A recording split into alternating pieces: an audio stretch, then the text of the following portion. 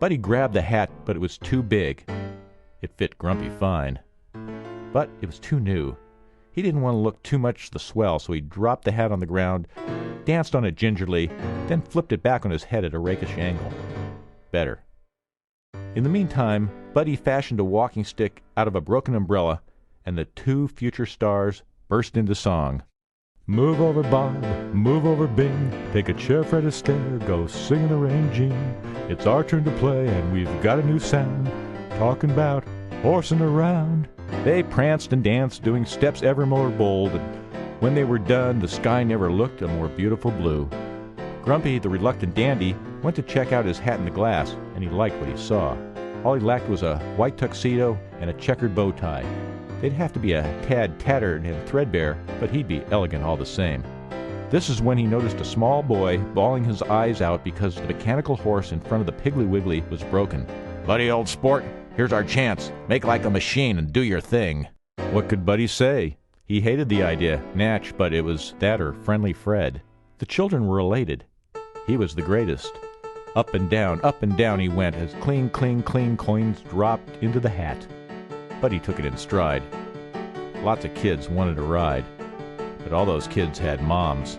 When the last happy tot was sweaty and hot, Buddy brushed himself off and introduced his snappy-hoofed partner. "Step right up, ladies, he's sure to please." They swooned, they swirled, they sighed, they whirled. Sweet, so sweet, Grumpy's feather-light feet. And when the hat was full and all the moms were beat, our heroes set off to find a lively bistro. The Palomino Cafe was just the place to watch the passing parade and listen to snippets of clever gab. Yes, this was the life. Their only concern, what to do with the afternoon. "The art gallery.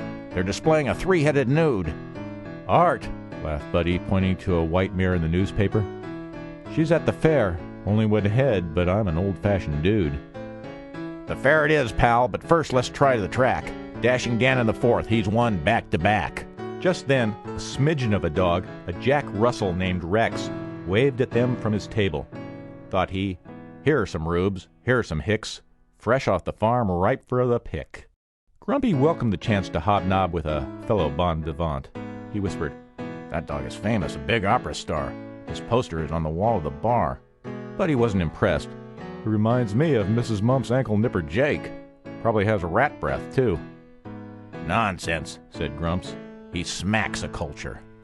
Rex was acting urbane indeed, passing out carrots like they grew on trees.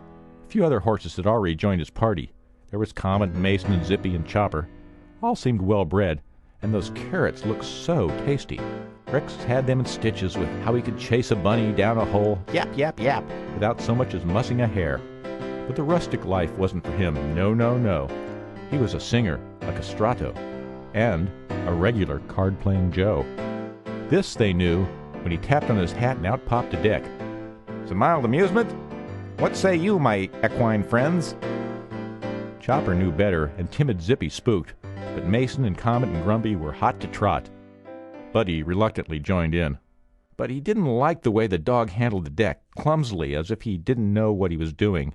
And sure enough, when the game began, Rex shuffled the cards like a real Sharpie. 2 pair, king high for Buddy. Grumpy had jacks, 3 no less. Rex whistled and raised. Comet folded, too rich for him. Mason followed. That left 3. The pot grew, and soon all the players were out of cash, but they didn't stop. "My lucky horseshoe," said Grumpy, and he threw it in. "My bone," said the dog, "and my back scratcher." "Fix that itch?" asked Buddy. "Flea powder, the best?" "Good," growled Rex. "Toss it in with the rest." "I'll see you and raise you," grumbled Grumpy. "My bubble bath?" "No trouble," barked the dog. "I'll double your bubbles and call." This was real hairball stuff. The cards came, a king, a jack, an ace for Rex. Aces, aces, aces. Where'd that dog get all those aces? 3 of a kind, 4 of a kind, 5 aces. He pulled out an ace behind one ear, an ace behind his tail, another ace under his collar. Did that make 8?